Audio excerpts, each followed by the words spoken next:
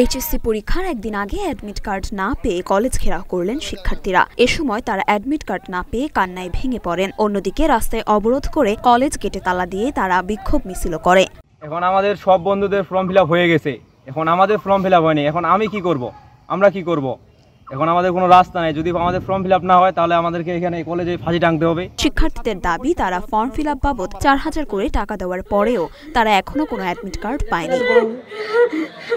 এই যে পরীক্ষার ফর্ম ফিল আপের জন্য আমি টাকা দিয়েছিলাম সাবু ভাইকে, টাকা দিয়েছি, টাকা নিয়ে এখন ফর্ম ফিল আপ যে হবে না কোনো খবর নাই। ওরা ফর্ম ফিল আপ করে দিতে চাইছে, কিন্তু আমার মতো আরও অনেকজন এভাবে টাকা দিছে, অনেকজনের হয়েছে, প্রায় 40 জনের উপরে এখনও এদেরকে অ্যাডমিট কার্ড দেয়নি। যারা অকৃতকার্য হয়েছে তাদের form fill up board form fill up করাচ্ছে না। আমাদের এখানে এক কর্মচারী সেটা টাকা নিয়েছে, সেটা দায়বদ্ধ কর্তৃপক্ষ না। ছাত্ররা উত্তেজিত হয়ে পড়ে রাস্তায় ব্যারিকেড দেয়, আমরা সেগুলো এসে ক্লিয়ার করে দিলাম। আমরা প্রিন্সিপালের সাথে কথা বলি যে এটার সমাধানের উপায় কী।